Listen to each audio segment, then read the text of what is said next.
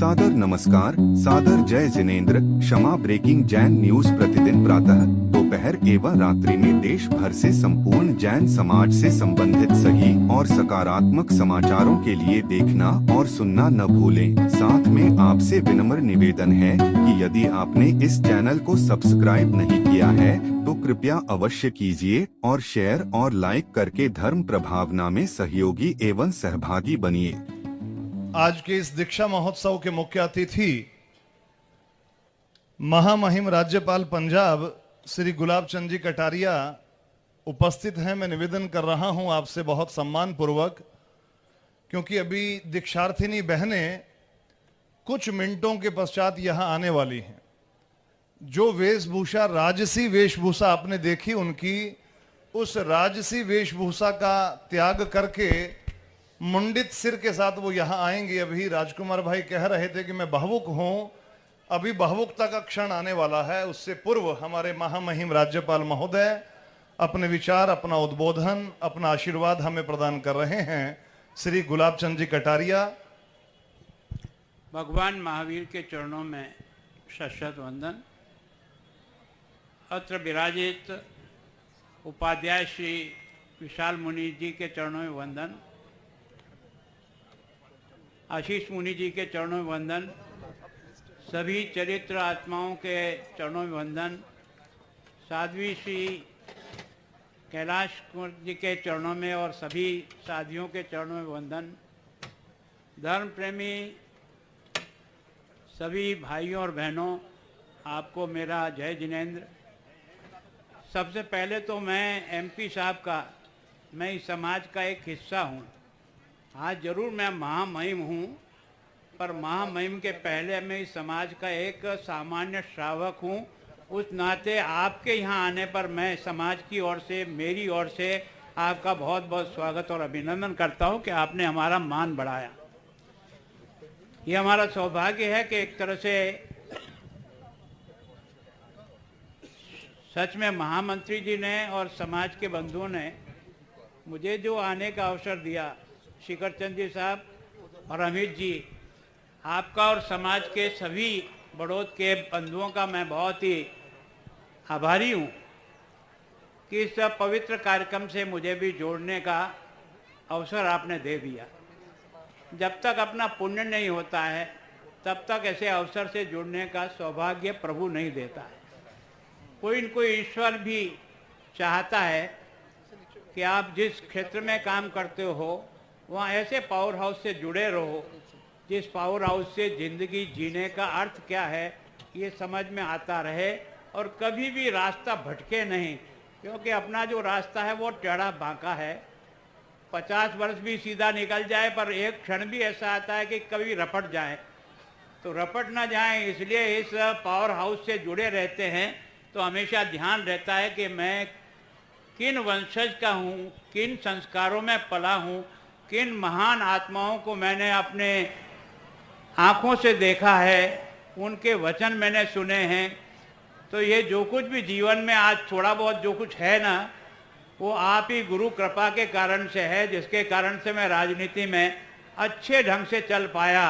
और चाहता आपसे और कुछ नहीं, पद वद ये तो आते रहते जाते रहते हैं। मैं एक अच्छे श्रावक के रूप में इस क्षेत्र में काम कर रहा हूँ, वहाँ अपनी जिंदगी भर तक अपनी सेवा से अपना समाज का गौरव बढ़ा सकूं, इतना ही मैं आपसे आशीर्वाद चाहता हूं। क्योंकि मैं स्वयं बेटियों का बाप हूं और इसलिए जब बेटियों को शादी से विदा करते हैं ना तो घर में कोहराम मच जाता है,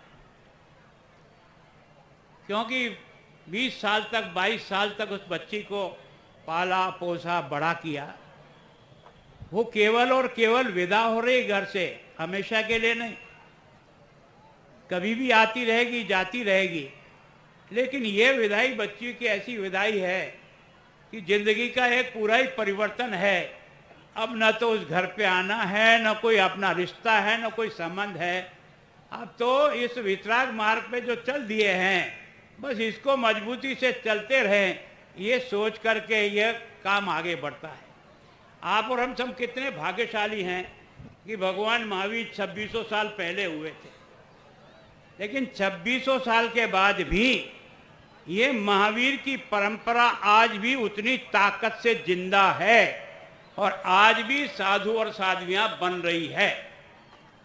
इसका मतलब कोई न कोई इस दर्शन में चमत्कार तो है, इस दर्शन में कोई न कोई ऐसी विशेषता तो है कि ब्राह्मण कुल में पैदा हुआ व्यक्ति जैन दीक्षा ग्रहण करके आज इस हमारे संपूर्ण देश का मार्गदर्शन करते हैं, तो ये कोई न कोई आकर्षण तो है।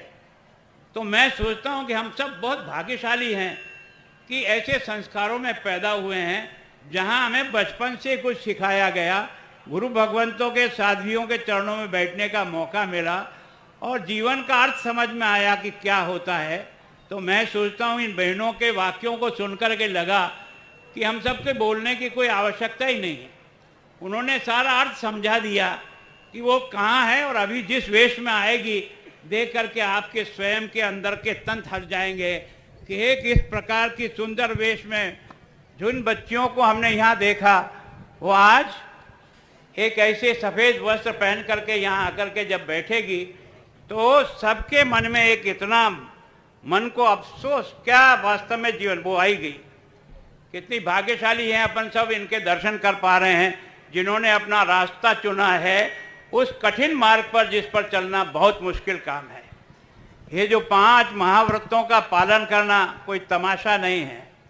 मैं सोचता हूँ कि कई बार एमपी साहब ये देश जानता ही नहीं है कि जैन साधु आज भी पात्रा लेकर के घर घर गोचरी करता है और वो जो मिलता है ना वही ग्रहण करता है, न तो उसके पास जाने का पैसा है न आने का पैसा है और पैदल पैदल सारा देश नाप लेते हैं। कितना भाग्यशाली है अपना समाज। तपस्या ये करते हैं, कठिन जीवन ये जीते हैं, अध्ययन ये करते हैं और आपको मक्खन परोसने का काम करते हैं, और वो भी कहाँ, गांव गांव पैदल पैदल। न कोई हवाई जहाज में आते हैं, हमको तो सब साधन उपलब्ध हैं, फिर भी हम उतना समाज को जागृत नहीं कर पा रहे हैं। इन लोगों ने एक तरह से केवल भगवान महावीर के संदेश को आने वाली पीढ़ी तक मजबूती से कैसे पहुंचे, इस प्रयत्न में अपना स्वयं की साधना में भी लगाया और आगे आने वाली पौध को भी सुधारने का प्रयत्न किया। मैं सोचता हूं कि अगर केवल और केवल भगवान महावीर अपना ही कल्याण करके स्वर्ग में चले जाते तो इतना भला नहीं हो पाता जितना 2600 वर्ष के बाद निरंतर इस एक तरह से इन चीज़ों को हम तक पहुंचाने का काम कर रहे हैं। ये वास्तव में बहुत ही कमाल की बात ये है। तो वास्तव में आज जिन बहनों ने बोला, क्योंकि हम लोग भाषण तो बहुत देते हैं पर हमारा भाषण हवा में उड़ जाता है। एमपी साहब नाराज मत होना, कारण क्या है कि हमारे भाषण के पीछे हमारा जीवन नहीं है, और जिस व्यक्ति का जीवन नहीं होता और केवल मुंह से बोलता है वो हवा में उड़ जाता है। अंदर वही प्रवेश कर सकता है तो उसके साथ उसकी जिंदगी कैसी रही है। अगर जिंदगी अच्छी है तो आपकी बात का भी असर अंदर जाएगा, नहीं तो वो हवा में उड़ जाएगा। दुर्भाग्य हमारे देश का यही रहा कि हमारे यहाँ वक्ता बहुत हो गए, लेकिन अंतःकरण से सोचने के लिए इस बात ने नहीं कि मैं बोल रहा हूँ इसका अर्थ मेरे लिए क्या है। और हमारा यह जो जैन धर्म बताता ना, बाहर कुछ सफाई करने की जरूरत नहीं है, अपने अंदर की आत्मा की जितनी तुम उसको परिशुद्ध कर सकते हो, जितना अच्छा बना सकते हो, उसके बारे में चिंतन करो। व्यक्ति अच्छा होगा तो समाज अच्छा होगा, समाज अच्छा होगा तो देश अपने आप अच्छा होगा। बिना संस्कारों से कुछ नहीं मिल सकता है। तो मैं सोचता हूँ इन बहनों को, जिन साध्वी जी ने भी इस पथ पर बढ़ने के लिए प्रेरणा दी, वो वास्तव में वंदनीय है कि उन्होंने इस प्रकार के भाव पैदा किए। उन माता पिता को बहुत प्रणाम करता हूँ, सारा समाज प्रणाम करता है कि अपने दिल के टुकड़े को इस समाज और इस दर्शन के लिए आगे बढ़ाने के लिए आपको सुपुर्द किया है। वास्तव में ये बहनें अब तक तो अपन इनको, लेकिन अभी ये अपने लिए वंदनीय हो गई। जैसे ही इसका साधु से जीवन का प्रवेश हो जाएगा, अपन और इनके पिताजी और माताजी भी इनके चरण छुएंगे। इसका मतलब किसका चरण छू रहे हैं? त्याग और संयम का चरण छू रहे हैं। हमारे देश में सम्मान जो है ना, वो धन दौलत से नहीं होता है, वो कुछ क्षणों के लिए होता है। पद का सम्मान भी कुछ दिनों के लिए होता है, लेकिन जो अंतःकरण से सम्मान होता है ना, वो तो त्याग और तपस्या का होता है। जो समाज और देश के लिए जीता ना, उसका सम्मान होता है। बाकी तो सम्मान आते रहते हैं और जाते रहते हैं, इससे कोई असर नहीं है। ये प्रशस्ति पत्र दीवार पे चिपका रहेगा केवल। इस प्रशस्ति पत्र का अर्थ तो तब जाएगा कि मैं उसके अनुरूप अपना जीवन जी सकता हूँ कि नहीं जी सकता हूँ। ये मेरे को भी इस बात के लिए बाध्य करता है कि केवल और केवल ये लेकर के सजाने की चीजें नहीं हैं, इस पर विचार करने की चीजें हैं कि समाज ने तुम्हें इतनी बड़ी जिम्मेदारी दी है, इतना बड़ा तुम्हारा काम कहा है, तो इसको धरती पे उतारना और समाज का गौरव बढ़ाना तुम्हारा धर्म बनता है। तो मैं सोचता हूँ कि वास्तव में हम सब लोग भाग्यशाली है कि ऐसे संत चरणों में बैठने का भगवान ने मौका दे दिया, जिसके कारण से ये जो यात्रा है भगवान महावीर की, ये चली रही है और आगे भी चलती रहेगी। मैं कई दीक्षा में ऐसा जाता हूँ कि उसने अपनी डिग्री प्राप्त करके 1 करोड़ का पैकेज छोड़ करके और उसकी भावना बदलती है और आकर के गुरु के सामने अपने आप को समर्पित कर देता है कि मैं आपको समर्पित हूँ, जैसा आप हुक्म करोगे वैसा मैं करूँगा। इन बहनों ने भी यही बोला है ना। इन्होंने कहा कि हम अब जीवन का एक दूसरा रास्ता है जो बहुत कठिन है, कठोर है, पालन करना भी आसान नहीं है। बात कह देना मुख से बहुत आसान है, लेकिन इस पर चलना तलवार की धार पर चलना जैसा है साधु जीवन। मैं सोचता हूँ उसमें आप सबका आशीर्वाद रहे ताकि ये बच्चियाँ वास्तव में हमारे समाज और इस जैन दर्शन का नेतृत्व करके इस महावीर की यात्रा को आगे तक बढ़ाए, ताकि मनुष्य और देश और दुनिया को अगर कहीं शांति मिलेगी ना, तो इस जैन धर्म के सिद्धांत से ही मिलेगी। बाकी आप दुनिया में भटक करके आ जाओ, केवल और केवल अहंकार और अपने आप को स्थापित करने के लिए लड़ते और मरते रह जाओगे, बाकी शांति इसमें से प्राप्त नहीं होगी। तो मैं सोचता हूँ आज नहीं कल ये दुनिया इस अहिंसा के मार्ग पर आएगी, क्योंकि हमारे यहाँ कहते हैं कि वो बोलता है वो भी ठीक है, तुम कहते जो ठीक है। ये जिद मत करो कि मैं जो कह रहा हूँ वही ठीक है, ये जैन धर्म नहीं सिद्धाता है। ये जो अपरिग्रह की बात कहते हैं, आज कही है क्या भगवान महावीर ने?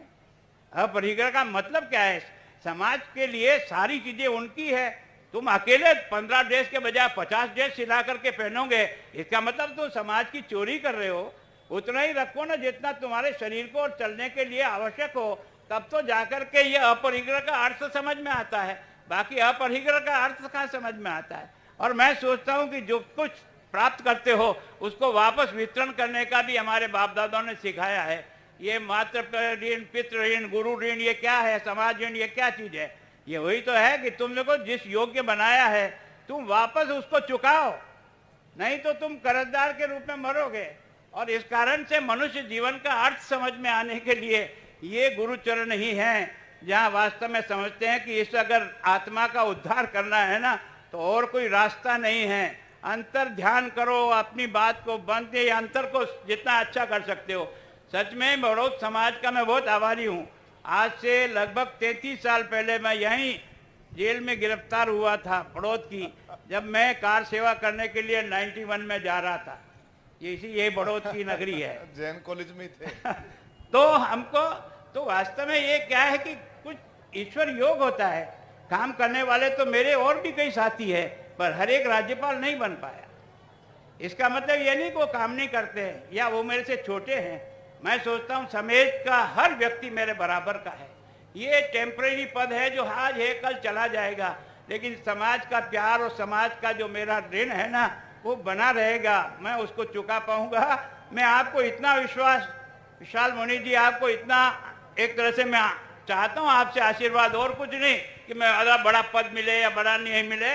मेरे जीवन में कभी कमी नहीं आए, जिसके कारण से इस जैन समाज का एक श्रावक के रूप में मैं राजनीति में हूँ, इसमें कहीं भटक नहीं जाऊं और अपने बात पर बड़ी मजबूती के साथ ये अपने आप को साबित करने का प्रयास करूं कि मैं जिस भगवान महावीर के वचनों को मैंने सुना, जिसको मैंने साधु संतों के सामने बैठ करके उनके व्याख्यान सुने हैं, वो मेरे जीवन में ठीक प्रकार से आगे चले।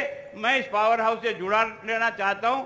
अमित जी, आपका बहुत बहुत धन्यवाद कि आपने मुझे उन बहनों के दर्शन करने का भी मौका दिया, जिन्होंने आज सुंदर कपड़े और सजी हुई ड्रेस को छोड़कर आज बाल का लोचन भी कर दिया और साध्वी बन करके आपके सामने आ गई।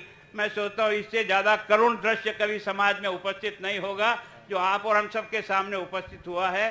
मैं एक बार गुरु चरणों में अपनी तरफ से वंदन करता हूँ। और वैसे आप दिमाग में ऐसे सोचते हो कि हम ये है वो है, ये कोई ज़्यादा चिंता नहीं है इसकी। ये तो जिंदगी ऐसी आएगी और चली जाएगी। जो चीज़ है वो तो अपना स्वयं की अंतरात्मा और अपना काम करने की क्षमता क्या है, वही इन सब आशीर्वाद से पूरा करने का प्रयास कर रहा हूँ और आगे भी प्रयास करूँगा। कोई कमी नहीं आने दूंगा। गुरुजी आपके चरणों में इतना ही वंदन करता हूँ। जय महावीर। बहुत बहुत धन्यवाद आदरणीय महामहिम राज्यपाल महोदय। आप सभी लोगों ने उनका उद्बोधन सुना और इतना गहन उद्बोधन किसी राज्यपाल का, किसी क्षमा राजनीतिक ब्रेकिंग व्यक्ति जैन न्यूज यूट्यूब चैनल पर विज्ञापन देकर धर्म प्रभावना में बने सहभागी। विज्ञापन देने हेतु संपर्क कीजिए मोबाइल नंबर 9026900740 एवं समाचार एवं वीडियो भेजने हेतु व्हाट्सएप नंबर 9335236222। सादर नमस्कार, सादर जय जिनेंद्र। क्षमा ब्रेकिंग जैन न्यूज प्रतिदिन प्रातः, दोपहर एवं रात्रि में देश भर से संपूर्ण जैन समाज से संबंधित